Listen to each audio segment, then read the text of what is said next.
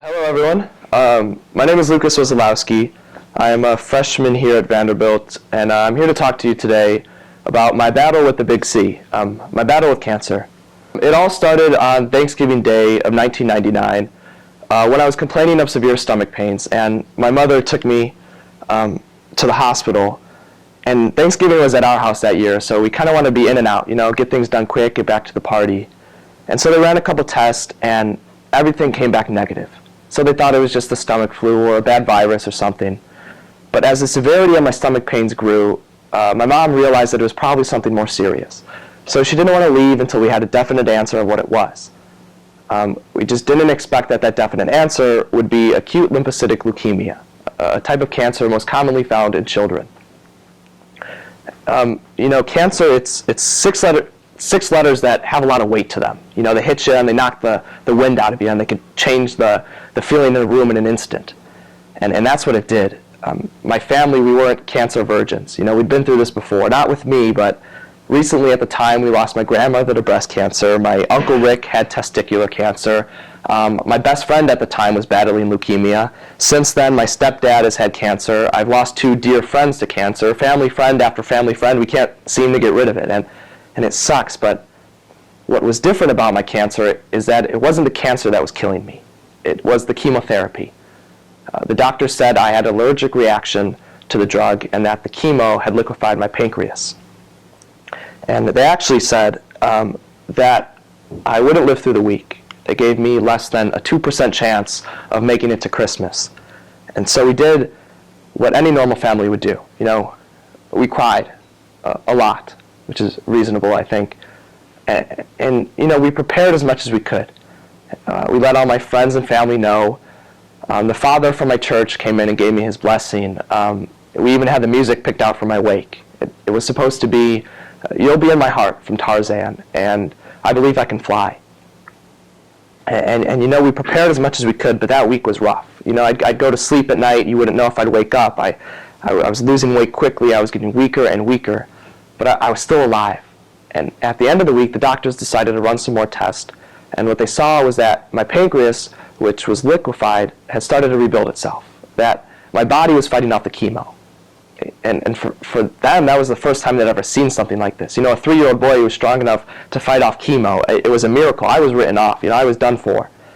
And I'm not saying it was easy. It took 52 rounds of chemo, 12 spinal taps, over 2,800 shots, months and months in Children's Memorial Hospital in Chicago, birthdays, Christmases, Thanksgivings, Halloweens, everything spent in a hospital gown. But 3 years later, in October of 2002, I was finally cancer-free. And thank God I've been in remission ever since. But what the doctors left out in that October of 2002 was the baggage that comes with being a cancer patient. I can deal with the physical stuff, the arthritis, the bone pain, the shortness of breath. I can get through all of that. It's the psychological stuff that really gets me. Yes, I am afraid my cancer will come back. Yes, I know that I am at greater risk of anybody else in this room of getting cancer. I know that, and I've dealt with that as much as I can. But cancer had taught me a lot in a short amount of time, more than most people learn in their lifetime. So today, what I'm here to do is to teach you guys that. What cancer taught me doesn't only apply to me, it applies to all of you as well. So hopefully by the end of today, you guys will see that. And so I put my keys to living a happier life into the acronym SPINE, which I know means nothing to you guys right now, but hopefully by the end it will. So the S stands for simplicity. And I know it's very cliche, but you got to enjoy the little things in life. And when I say little things, I mean the little things. When I was going through chemo, I didn't ask for much. I rarely asked for anything, not even pain meds.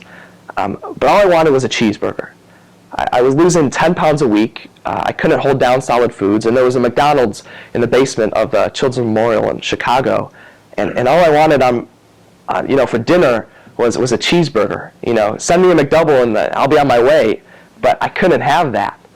And what that taught me is to enjoy every damn cheeseburger I get in my hands now, I enjoy every sandwich. You'll never find me complaining about the food in Commons or Rand or anywhere, because there was a moment in my life where I didn't think I'd have this chance, I take everything for what it's worth, and you should too. You shouldn't wait for something as drastic as cancer to come along in your life to open your eyes to the fact that there are good things all around us. We just got to let the bad things aside and embrace those that are good. And that leads me to my next point, which is P for positivity. And for a lot of people, this one's the hardest. And it's because we take every bad thing and we blow it way out of proportion, and then we let that bad thing ruin a good thing. For example, you're driving to work in the morning and you spill coffee on yourself, and you label that morning as a bad morning, which is justified. But then your bad morning turns into a bad day, your bad day turns into a bad week, and before you know it, you have a bad month. We all do it. You say, oh, September was a bad month. Are you kidding me? You can't label the whole month out of your life as bad because some measly thing you should have forgot the minute it happened. There are millions and millions of good things at arm's reach if we just acknowledge them. But we're too focused on the bad things that are 10 miles down the road that may or may not even happen. And we ruin all the good things that are in our lives. And the truth is that sometimes you can avoid those things, yes. But most of the time you got to face them head on. You face the storm head on and you learn to dance in the rain. But I promise you, no matter what it is, it's getting through a bad day, passing a Gen Chem test, or hell, it works for battling cancer. If you can keep a smile on your face, you can do anything. But if you can't, you become your own worst enemy. And when you're your own worst enemy, you take yourself out of the game before you ever even stepped up to the plate. And you can't do that. And so that leads me to my next point, which is I for intimacy.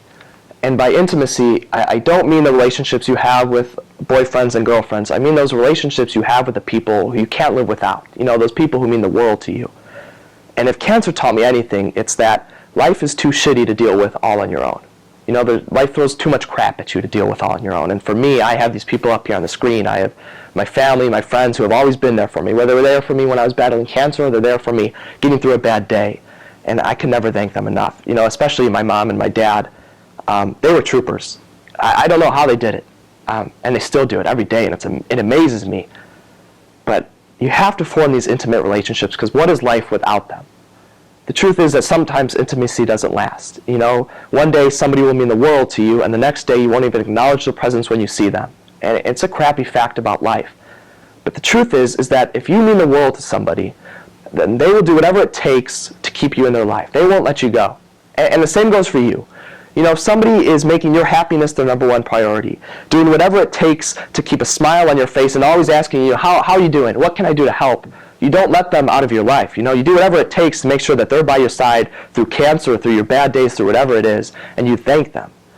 And don't wait for cancer to come along to build these intimate relationships, because without them, what's the whole point of living? And the N stands for never give up. And it's three small words that, it's a short sentence, but they pack a lot of punch, and it's a lot harder than it seems. Cancer, it hits hard and it hits fast, like life. But you just got to hit harder and faster. Don't wait for life to throw the first punch. You got to fight like hell to get through your bad days, through anything. Fighting like hell has made me the person who I am today, and I'm proud of that. I'm so grateful for that. But you can't wait for life to throw the first punch. You are all capable of extraordinary things if you put your mind to it, keep your head down, and tell yourself that you're never going to give up. We can all do remarkable things, but oftentimes we give up before we reach our full potential, and that's what you can't do. I promise you, eventually in life, everything is going to settle down. The pieces are going to fall together, and everything will work perfectly. But until then, you smile through the tears, you laugh at your embarrassment, and you tell yourself that you're never going to give up. And if you could do those three things, I promise you your life is going to be easier.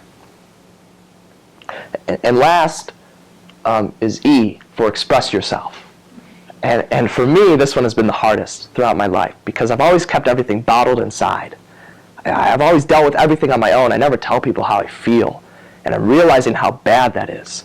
Because in order to gain those intimate relationships I talked about earlier, you have to let the people who mean the world to you know that they mean the world to you. Tell people you love them. Tell people thank you.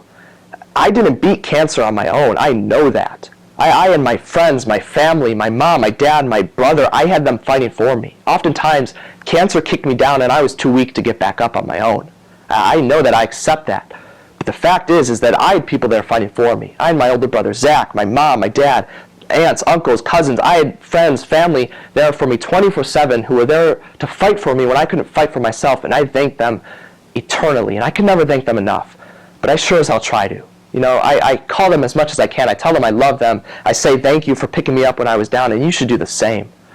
Call home. Call your friends at whatever school they're at and say, thank you for picking me up when I was down. And because without them, why are we here? And so I think I'm running low on time, so I'll end with this. If you remember anything from this whole speech, I want it to be this. When somebody does something that puts a smile on your face, say thank you.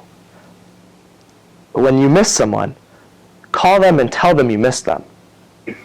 And when you love someone, tell them you love them. Because you could be going through your life without a worry in the world.